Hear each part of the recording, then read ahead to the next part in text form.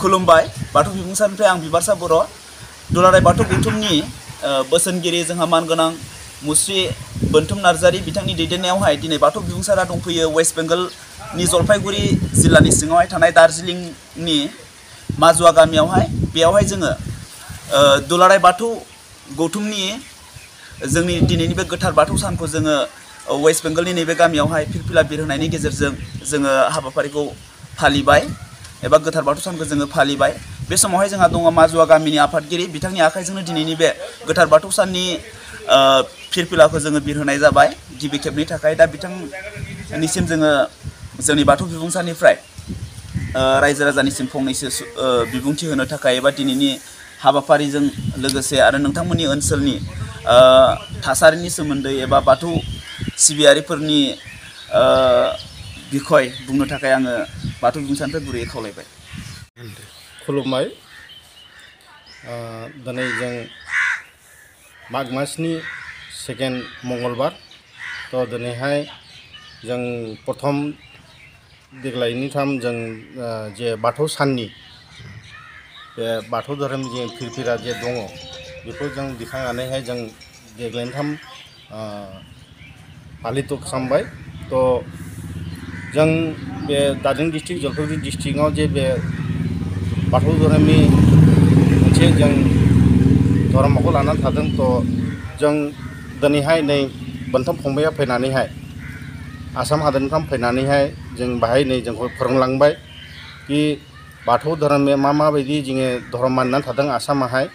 थ' बेखौ जोंखौ फोरोंलांबाय। थ' देग्लायनि सान जों बेखौहाय बोसोरे बोसोरे जों बेबायदिनो बाथौ धोरोमनि फिरफिलाखौ दिखांनानै जों पालन खालामबाय।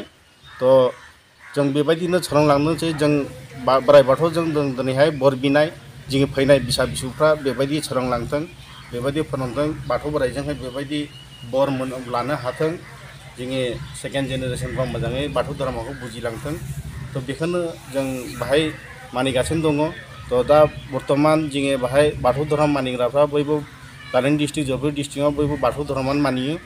थ' बोसोरे बोसोरे बेबायदिनो फुजिनानै जों बाथौ धर्मखौ जों आगे लांनायनि सेस्था खालामबाय। दा जेसा दिनैहाय नै जों मिथियामोन कि बेबायदि माग मास मंगलबार सेकेन्ड मंगलबारहाय बेबायदि बाथौ धोरोमनि फिरफिला बिरनानै आरि खालामो होननानैहाय। थ' जोंबो जेसा जेन फैनानैहाय जोंखौ जेसा बुंफैयो बोनथाम फंबाया फैनानै फोरोंफैयो बेबायदि जों मानिगासिनो दङ। जों सेस्था खालामबाय प्रत्येक बोसोर जों बेबायदिनो मानिनो हायो।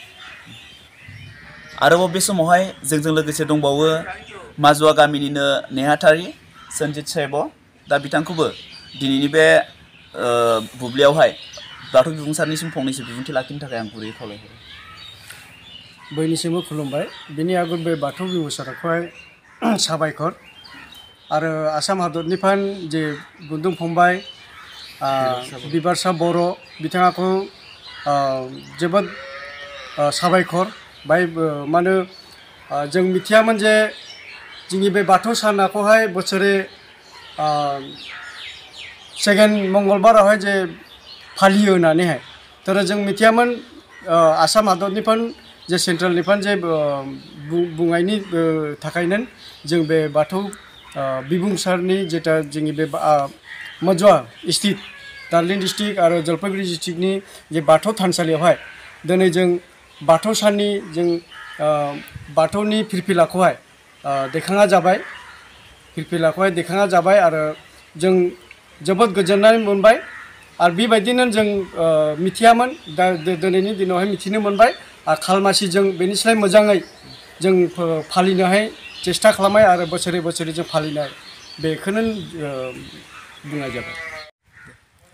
आरो जे आसाम हादरनि जे बाथौ फालिग्रा आरो बाथौ साननि जे आसाम हादरनि सेन्ट्रेलनि बर' हारिफोरखौहाय आरो जोंनि बे वेस्ट बेंगलनि बर' हारि जे बाथौ फालिग्रा जे बाथौ थानसालियाव जेभाबे जों फालिनानै फैनायनिसिम गोसो गोरबोनिफ्राय माने बावहरबाय बाथौ सानखौहाय।